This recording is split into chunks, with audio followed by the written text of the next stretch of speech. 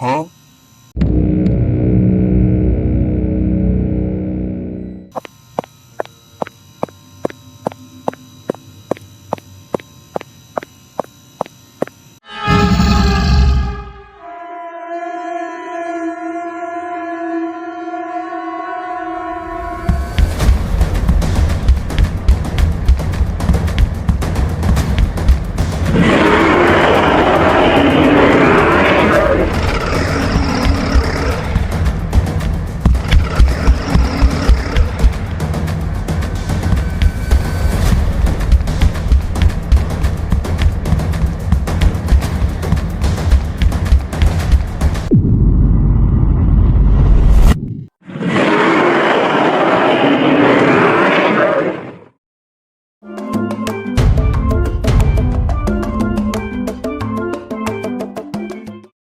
Được rồi, có vẻ như tôi đã xuyên không được qua thế giới The Bathroom. Chúng ta đều biết tầng này là tầng 0, tức là sảnh chính của thế giới ma mị này. Ôi trời, nhìn này, chưa gì hết thì tôi đã bị thực thể kẻ phát sóng dọa. Nhưng có vẻ như đây chỉ là một tấm bìa ảnh vô hại. Tôi không hiểu tại sao hắn lại có ở đây. Kể vậy, công việc chính của tôi vào ban ngày vẫn là thu hoạch táo để bán tại cửa hàng. Trải dài xung quanh tầng này đều có vài tấm bìa ảnh của thực thể được dựng nên. Chắc hẳn nhà làm game có chủ đích nào đó. Đã gần 3 tháng trôi qua tôi mới gặp lại ông chủ cửa hàng. Ông ấy vẫn không có gì thay đổi, luôn luôn là một cái bánh táo biết đi. Như thói quen ở vài ngày đầu, tôi chỉ tập trung làm cho tiền đẻ ra tiền bằng cách nâng cấp vườn táo. Đã xong buổi sáng ngày đầu tiên, giờ thì hãy si kít thẳng đến ban đêm.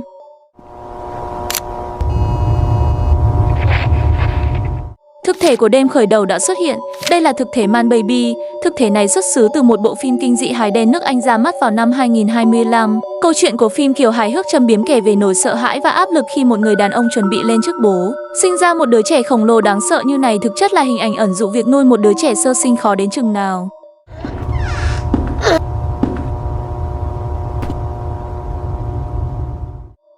Ngày 2, rất dễ dàng tôi đã vượt qua ngày đầu tiên. Như tôi được biết thì tầng 0 của thế giới này hoàn toàn không có gì ngoài các bức tường và tiếng rè của đèn huỳnh quang. Nhưng tầng này thì khác, thậm chí có cả cây thông Noel. Tôi tưởng có vườn táo là đã đủ kỳ lạ rồi chứ. Tại cửa hàng tôi tiếp tục nâng cấp vườn táo để xem đêm nay thực thể nào sẽ ghé thăm tôi.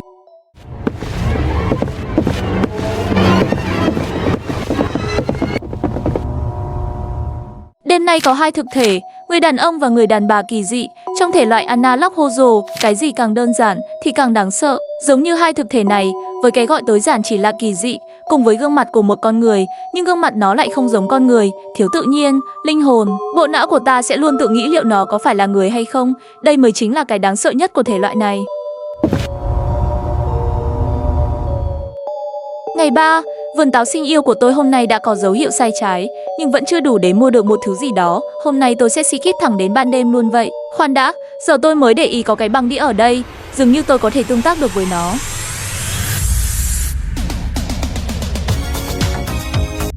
Haha, thôi nào, tôi chỉ đùa một chút, đừng giận như thế chứ. Về cái đĩa nhạc này nó chỉ phát ra một âm thanh kỳ lạ, nghe không giống như bất cứ âm thanh nào tôi từng nghe. Và đêm nay cũng như đêm trước, có 2 vị khách. Thực thể cô gái bò trườn và gã hề đêm 40, nguy thật, bọn này quá nhanh, cũng may tôi luôn đứng ở gần phạm vi tủ trốn. Đầu tiên là cô gái bò trườn, thực thể này không phải là một nhân vật chính thức, mà nó đại diện cho các thế lực siêu nhiên, ví dụ như ma, quái vật và kẻ điên làm điều ác. Nói dễ hiểu hơn rằng, những ai mà di chuyển bằng cách bò lết trên mặt đất, không phải ai cũng bình thường cả, tôi không nói người khuyết tật. Thứ hai là thực thể gã hề đêm 40, nếu những ai đã chơi đến được đêm 40 ở bất kỳ chế độ nào trong tựa game này, thì chắc chắn trùng cuối sẽ có sự góp mặt của tên hề tôi đang đối mặt. Hắn chạy rất nhanh và thông minh, nên hãy cẩn thận khi chạm trán với hắn. Ngày 4, số táo tôi có của ngày hôm qua cộng với ngày hôm nay cũng được khá tiền, đủ để mua một vòi nước giúp tăng sự phát triển của táo. Đêm nay chỉ có một thực thể, đó là thực thể mang tên gã hề búp bê. Thực thể này có từ một video trên YouTube do một nghệ sĩ mỹ thuật tạo ra. Có thể nói rằng thực thể này là một trong các thực thể ít đáng sợ nhất trong thế giới báo động khẩn cấp. Ngày 5, sau khi tôi đã thu hoạch số táo, giờ thì nhìn xem, lối đi tắt đến vườn táo đột nhiên bị chặn lại. Và cái lo ngại nhất là tấm bìa ảnh thực thể gã hề đêm 40 nó nhìn chằm chằm tôi. Vài lối đi khác cũng vậy, đều bị một thế lực siêu nhiên nào đó đã chặn lại. Nhưng đừng lo, cấu trúc của tầng này là một mê cung, tôi không có khờ mà chạy lanh quanh khi bị bọn thực thể rượt đuổi. Có vẻ như đêm ngày thứ 5 là đêm cuối của tầng này, bởi vì dựa theo suy đoán của tôi về việc lối đi bị chặn, và thực thể đêm nay là gã hề búp bê, cùng với thực thể dạng sống. Trong thế giới này, thực thể dạng sống chính là kẻ thù địch đầu tiên mà ta sẽ gặp phải. Điều đó có nghĩa rằng dạng sống xuất hiện ở đêm nay không phải là một trường hợp ngẫu nhiên, mà nó là một lời nhắc nhở rằng nếu tôi vượt qua đêm nay, thì ngày hôm sau sẽ là tầng tiếp theo.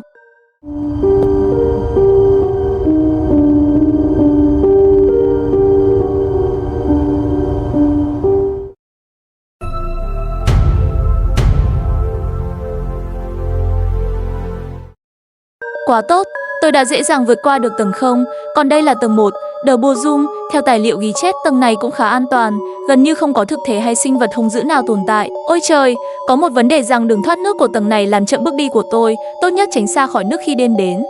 Mặc dù bố cục và cấu trúc của tầng là một tầng khác, nhưng tuyệt nhiên vẫn luôn có vườn táo nhỏ nhỏ xinh xinh đồng hành với tôi. Nghĩ lại, nếu một tầng chỉ có vỏn vẹn 5 ngày, thì tôi chỉ cần nâng cấp vườn táo ở 2 hoặc 3 ngày đầu. Dù sao thì vườn táo mỗi khi qua tầng mới, thì sự phát triển của nó cũng quay về lúc đầu. Được rồi, tôi sẽ chọn mặc định phía sau cây cột to này là chỗ trốn. Và đêm nay có 2 thực thể, lạy Chúa, thực thể đang bò ở dưới đất là thực thể món quà bò trườn. Nguồn gốc của nó có từ một video ở trên YouTube vào năm 2024. Nội dung video nói về một cô gái được tặng con thú nhồi bông với hình dạng của một con rết, không thể nào mà kinh dị hơn. Còn về thực thể thứ hai, nếu những ai đã xem bộ phim Ám Ảnh được ra mắt vào năm 2025, nội dung của phim có một cô gái yêu say đắm một anh chàng nhút nhát, do cô gái đã bị dính lời nguyền do anh chàng tạo ra. Cô gái ấy yêu đến mức trở thành một kẻ ghen tuông bệnh hoạn. Phân cảnh ám ảnh nhất của phim là cô gái nấu chính con mèo cưng của anh chàng để làm cơm trưa cho anh. Thật đau lòng khi hoàng thượng sau lúc chết cũng không được toàn thây. Tệ thật, ở tầng này thì bọn thực thể có thể tắt được đèn. Trước khi 2 thực thể tóm được tôi thì có lẽ tôi đã bị bóng tối nuốt chửng. Tôi nên đợi đến sáng sau đó đi tìm cầu giao tổng và bật điện lên lại. Ngày 7, may thay cầu giao điện ở không mấy xa chỗ tôi. Nếu không có chiếc bật lửa cầm trên tay thì tôi tự hỏi tôi nhìn trong ban đêm bằng cách nào. Số táo tôi đang có cũng không đủ chi tiền vào cửa hàng để mua một thứ gì đó. Nhìn này, tôi không nhớ có một bức tượng đá như trong tài liệu có nói. Cũng có thể nhà phát triển họ thêm vào để bối cảnh xung quanh nhìn cho đỡ đơn điệu. Quay lại với ban đêm, đêm nay xuất hiện 2 thực thể với toàn thân là một bộ đồ màu trắng là thực thể trốn tìm. Trong lịch sử loài người thì thực thể này hoàn toàn có thật. Có vài bài báo ghi rằng tên này bị bệnh tâm thần và hắn rất thích chơi trốn tìm, nhưng không chỉ đơn giản là trốn tìm, một khi hắn tìm thấy nạn nhân, hắn sẽ kết liễu nạn nhân theo cách cực kỳ dã man. Hắn nghĩ trò chơi trốn tìm của hắn chỉ là trò chơi trẻ con, hoàn toàn vô hại. Đây là lý do vì sao những người bị tâm thần đều nguy hiểm hơn tù binh trong ngục. Thực thể thứ hai là thực thể dạng sinh học, hữu cơ. Đây không phải là thực thể riêng biệt hay độc lập, mà nó thường nhắc đến trong những câu chuyện Zippy Bata hoặc là thế giới fantasy chuyển sinh. Giống như cái tiêu đề ta thường thấy thanh niên chuyển sinh qua dị giới và lập dàn hậu cung với mấy em sinh tươi vậy. Ngày 8, theo thói quen thường ngày tôi lại nâng cấp vườn táo lên một tầm cao mới. Còn thừa hơn 400 tiền, tôi sẽ mua vài cây nến để thắp sáng xung quanh tầng 1.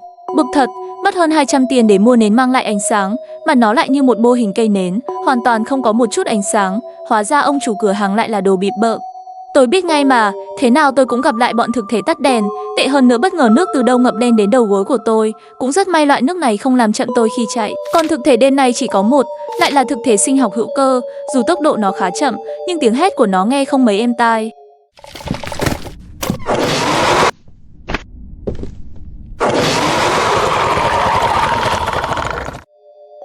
Ngày 9, khả năng cao mực nước dâng cao lên, vậy là do tôi đã vô tình kích hoạt một sự kiện nào đó, hoặc có thể tôi cần phải tìm van xả nước, nếu không ngày hôm sau tôi sẽ bị nước ở đây nhấn chìm hoàn toàn. Đúng như tôi nghĩ, tôi đã tìm được van xả nước, vậy là cứ mỗi khi nước dâng cao, bắt buộc tôi phải xả nước nếu không muốn trở thành ma ra tầng 1. Thực thể tìm tôi đêm nay là Súc Trống Rỗng. Vào năm 2005, từ trong Deep Web đã dò dỉ ra một video rùng rợn. Trong video ghi lại cảnh một người đàn ông đang ăn một bát súp. Sau đó, có 2 nhân vật mặc đồ hóa trang kỳ lạ đi đến sau lưng và an ủi người đàn ông. Đoạn video đó nhanh chóng được lan truyền sang tất cả mạng xã hội. Và tất cả những ai đã xem đoạn video đó đều đặt ra một câu hỏi duy nhất: liệu bát súp của người đàn ông đang ăn được làm từ thịt gì? Ngày 10, cũng là ngày cuối cùng còn được tắm hồ bơi của tầng này. Với hơn 3.000 tiền hiện có, chắc chắn hãy mua một khẩu súng hoa cải để xem trùng cuối của đêm nay sẽ làm gì được tôi. Súng thôi vẫn chưa đủ, cần phải bố trí ma trận xung quanh để phòng trường hợp xấu nhất. Ôi chúa tôi, cái quái quỷ gì đây? Tôi không nghĩ rằng trùng cuối lại là cái thứ quái thai này. Thực thể này không hề tầm thường, nó tên là rồng thì thầm. Sở dĩ nó có tên rồng là do đang ám chỉ đến loài rồng cổ đại ở Bắc Âu. Trong sổ sách ghi chép thần thoại Bắc Âu có đề cập đến một loài rồng cổ đại toàn thân không có tứ chi, không cánh, thân hình trơn dài ngoằn ngoèo. Thì thực thể này chính là phiên bản kinh dị của loài rồng đó. 2 viên đạn hoàn toàn không tổn hại được nó, thậm chí nó còn có thể dịch chuyển đến chỗ tôi, nhưng không thành vấn đề. Vấn đề là nó chậm, tôi nhanh. Đây mới chính là thứ quyết định nó có bắt được tôi hay không.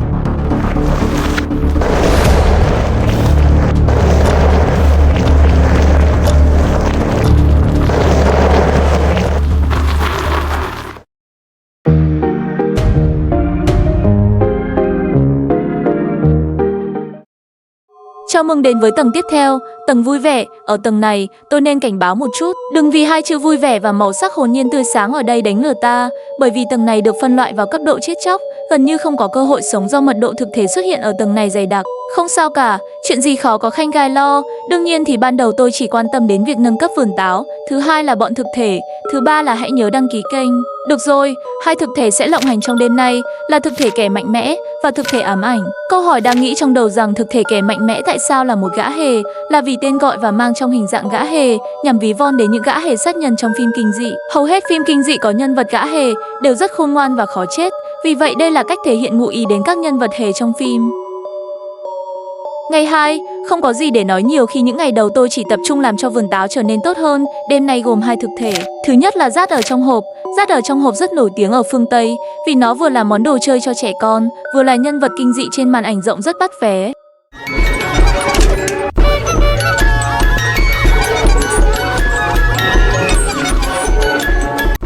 Thực thể thứ hai là người đàn ông võ đường. Võ đường ở đây là nơi để một con người bình thường rèn luyện trở nên mạnh mẽ, kiên cường và kỷ luật. Chính vì thế nhà làm game đã bóp méo những thứ chuẩn mực của võ sĩ, biến họ trở thành những con người đầy điên dại, tàn bạo, thể hiện một sự tương phản ghê rợn. Và kỹ năng chiến đấu của họ trong võ đường được đem ra đây để áp dụng vào việc rượt đuổi người chơi như tôi.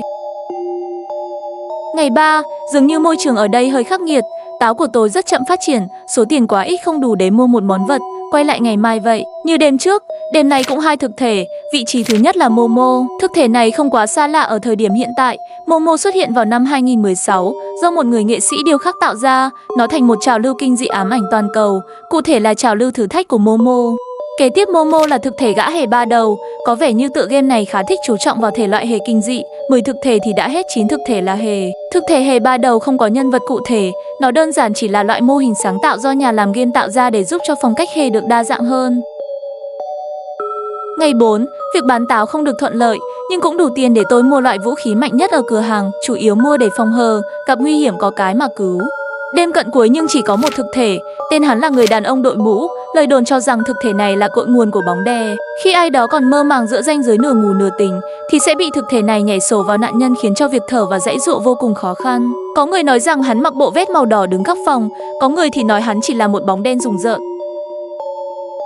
Ngày 5, tuyệt thật, chắc hẳn hôm nay là ngày cuối ở tầng này, không biết đêm nay sinh vật hay thực thể nào sẽ xuất hiện. Với hơn 700 tiền ít ỏi, tôi sẽ mua bẫy gấu và mìn áp lực, không hy vọng số bẫy này sẽ diệt được chúng, chỉ hy vọng cầm chân chúng được vài giây là ổn. Trời đất, tôi đã quá lo xa, chỉ có hai thực thể cơ bản, kẻ mạnh mẽ và cô gái sinh nhật. Nghe cái tên cô gái sinh nhật thì sẽ liên tưởng đến một cô gái mơ mộng, ngây thơ dịu dàng. Nhưng không, thực thể này được nhà làm game tạo ra và có hẳn cốt truyện của cô ấy. Được kể rằng cô ấy chỉ vỏn vẹn 8 tuổi, bị mắc chứng rối loạn nhân cách. Sinh nhật lần thứ 8 của cô ấy đã giết sạch toàn bộ người thân của mình chỉ vì làm hư bánh kem của cô. Vì thế bánh kem là để ăn, chứ không phải để làm cái gối mà úp mặt vào.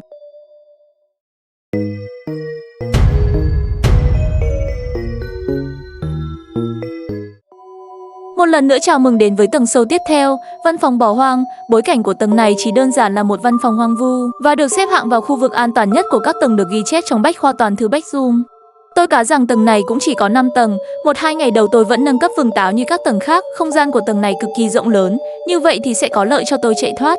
Chờ đã, hãy xem kỹ, ở trên tường có một bài thơ giải đố ẩn dụ, mô tả 5 trạng thái ánh sáng tương ứng với 5 màu sắc. Đây chính là chỉ dẫn cốt lõi để vượt qua tầng này. Nhưng ta hãy tạm gác qua một bên, mục đích của ta vẫn quan tâm đến bọn thực thể hơn là việc trốn thoát. Không có thực thể thì còn gì là game báo động khẩn cấp.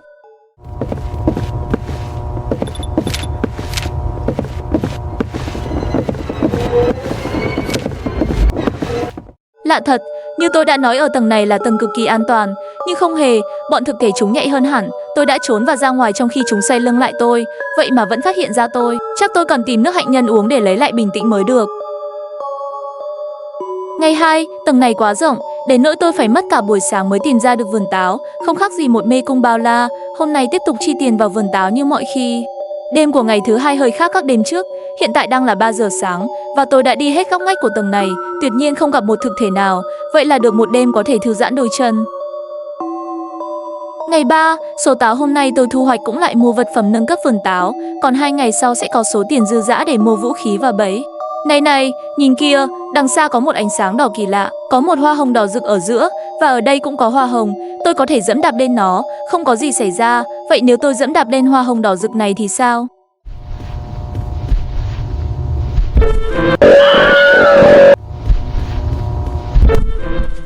Ôi chúa, chuyện gì vừa mới xảy ra vậy?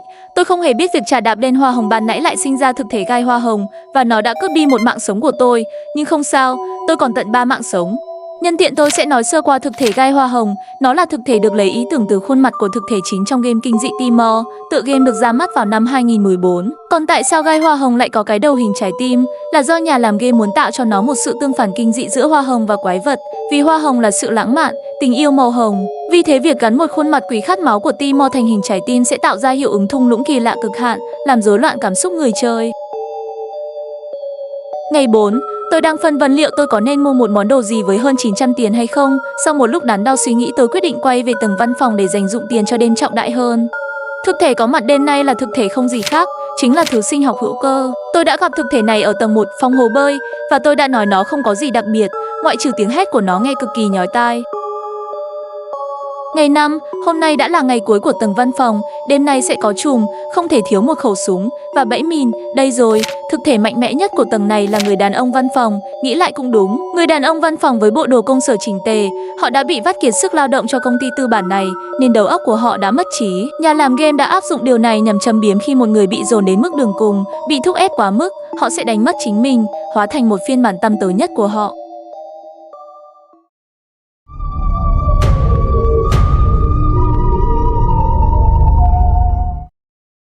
Khó có thể tin được rằng tôi đã đến được tầng cuối của The Bắc Dung trong thế giới báo động khẩn cấp. Như tài liệu gốc của The Bắc Dung, được miêu tả rằng tầng này được mô phỏng như một khu vùng ngoại ô hiện đại, đồng thời có đề cập đến thời gian của tầng này bị ngưng động, luôn trong trạng thái lúc nửa đêm. Nhưng đây không phải vũ trụ của thế giới gốc, vì vậy trời sáng là lẽ thường tình. Điểm khác biệt của tầng này đối với các tầng trước, đèn trong cửa hàng vô cùng tối, không sáng sủa như bình thường. Đây có thể là điểm báo về tầng này sẽ khắc nghiệt và tàn nhẫn hơn những tầng tôi đã đi qua. Những ngôi nhà ở đây nhìn từ bên ngoài ta sẽ lầm tưởng bên trong sẽ có đầy đủ tiện nghi và nội thất, nhưng hoàn toàn ngược lại. Khi ta vào một căn phòng lớn và trống trải, lập tức ta sẽ có cảm giác lo âu về không gian trống và rộng, bộ não sẽ tạo ra áp lực hoang tưởng, mang lại sự bất an khó diễn tả. Tôi cần phải nhắc nhở với bản thân, tầng này là tầng cuối, chắc chắn không thể tránh khỏi bọn thực thể sẽ tóm được tôi. Có thể thấy bên ngoài là cực kỳ tối, nếu không có đèn pin siêu sáng thì đi ra ngoài không khác gì tự sát. Nó tối đến mức khiến cho bọn thực thể trở nên tàng hình. Tôi vẫn chưa biết đêm nay là thực thể nào. Nó đây rồi, vừa dứt câu thì nó tự tìm tới. Đây là quái vật mang tên vết máng. Nhìn chiếc lưỡi của nó là đủ hiểu. Loài này được nhà làm game lấy cảm hứng từ quái vật lưỡi dài trong dòng game Resident Evil. Ngày 2, cứ mỗi sáng tôi chỉ thu hoạch. À mà thôi, nói đi nói lại cũng chán. Sau khi đã bỏ tiền vào vườn táo, không gì khác ngoài việc skip ngày thẳng đến ban đêm. Thực thể đêm nay là Man Baby, dường như chỉ có mỗi hắn xuất hiện. Và cái quái gì vậy? Trong nhà đang ngập tràn làn khói xanh. Vấn đề là nó khiến tôi bị giảm thanh sức khỏe. Điều này thật hư cấu. Trước đây là một cơ chế bẫy mỗi trường để cho người chơi phải bắt buộc chạy ra bên ngoài. Đúng là tầng khó nhất có khác. Ngày 3, tiếc rằng tại cửa hàng không bán vật phẩm tiêu thụ để hồi phục sức khỏe. Hiện giờ với một chút sức khỏe hiện tại, khó lòng mà giữ được 4 mạng sống. Đêm đã đến, tôi cũng đã nghe thực thể xuất hiện. Vì trời quá tối tôi không thể nhìn thấy được chúng. Khả năng cao đêm nay chúng không chọn kiểm tra ở ngôi nhà tôi đang trốn, đỡ được một đêm.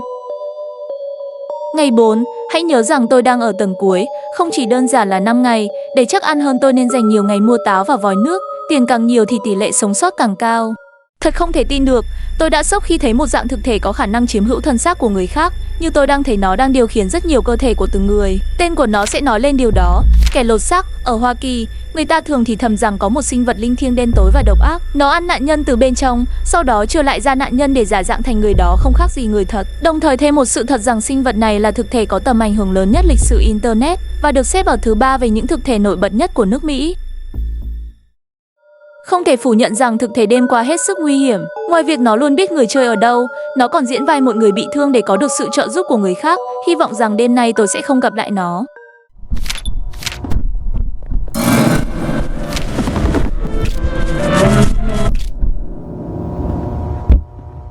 Chết tiệt thật, ghét của nào trời trao của đó. Có thể thấy thực thể kẻ lột xác đã hiện nguyên hình, nhưng đã gọi là kẻ lột xác thì cơ thể gốc của nó hiện tại có phải là nó thật không?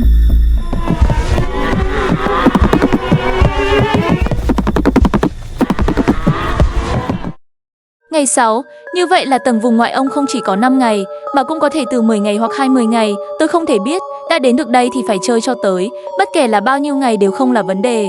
Khách không mời của đêm nay tên là cậu bé 9 tuổi. Câu chuyện đằng sau của thực thể này vô cùng chấn động trên Internet. Vào năm 2024, có hàng chục tài khoản mạng xã hội đều có tên là cậu bé 9 tuổi. Với ảnh đại diện là một cậu bé với chiếc miệng rộng đến mang tai, đôi mắt vô hồn. Do đã qua chỉnh sửa ảnh, người điều hành những tài khoản này là một người đàn ông hơn 60 tuổi. Ông ta bị kết tội quấy rối trẻ em trên mạng xã hội và dùng máy ảnh quay lén học sinh ở trường học. Điều đáng sợ ở đây là ảnh đại diện trên mạng xã hội của ông ta tạo khi nhìn vào rất ám ảnh. Đây là lý do vì sao ông ta trở thành tội phạm quấy rối trẻ em đáng sợ nhất lịch sử.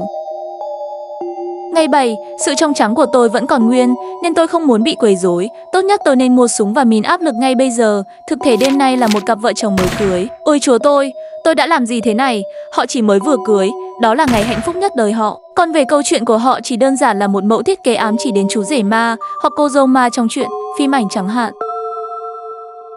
Ngày 8, vườn táo hôm nay là một mùa bội thu, nhưng tôi muốn nó bội thu hơn bằng cách mua một cây cào giúp táo bán có giá gấp 2 lần. Và đêm nay lại là nó, thực thể kẻ lột xác. Tôi thề với Chúa rằng tôi cực kỳ không ưa nổi thứ này. Lý do là vì nó luôn luôn biết ta ở đâu, và khi nó hiện nguyên hình thì tốc độ chạy của nó không khác gì một vận động viên điền kinh. Ngày 9, nhờ cây cào xới đất thì vườn táo lúc này đã gia tăng về số lượng rất nhiều. Dù vậy số táo hôm nay hãy để ngày mai, vì nếu tôi đúng thì ngày mai sẽ là ngày cuối, còn nếu tôi sai thì cũng không bị gì cả. Thực thể tìm tôi đêm nay là một thần tượng của biết bao người, chính là ông Hoàng Nhạc Bóp. Nói đúng hơn trong ngữ cảnh này thì là Azukoki. Đây là phiên bản bị bóp méo, kinh dị của ông ấy. Câu chuyện bắt nguồn từ năm 2009 khi ông Hoàng Nhạc Bóp mất. Một kênh YouTube để tưởng nhớ ông ấy nên đã đăng một video về con rô bót cử động với diện mạo của ông Hoàng. Tuy nhiên mô hình đó có khuôn mặt nhợt nhạt, vô hồn và đôi mắt to vô cùng đáng sợ, và từ đó nó đã trở thành một hiện tượng mạng kinh dị cho đến ngày nay. Ngày 10, tôi đang có linh tính ngày hôm nay sẽ là ngày cuối cùng của tầng này. Ta hãy cùng suy luận một chút. Tất cả các tầng trước đều chỉ có 5 ngày như nhau. Nếu theo nguyên lý nền của hầu hết các game thì mức độ cuối sẽ là mức độ khó nhất gấp đôi. Vì thế chắc chắn 100% sau khi ngày hôm nay khép lại, tôi sẽ được quay lại với thế giới thực tại. Giờ thì tôi đã dùng hết số tiền tôi có mua súng và bẫy, kèm theo với tâm trạng háo hức liệu đêm nay thực thể đặc biệt mạnh mẽ nào sẽ là trùng cuối. Khá thất vọng, thật nực cười, chỉ toàn là lũ hề vô tri vô giác. Bọn hề này được dựa trên bộ phim kinh dị Rạp Xiếc Tử Thần vào năm 2014. Trong phim sẽ có 4 đến 5 tên hề đột nhập vào nhà người dân, sau đó ép họ chơi các trò chơi sinh tử bệnh hoạn. Và việc chúng đột nhập vào nhà cố bắt tôi chính là chúng muốn ép tôi chơi trò chơi Rạp Xiếc Tử Thần do chúng tạo ra.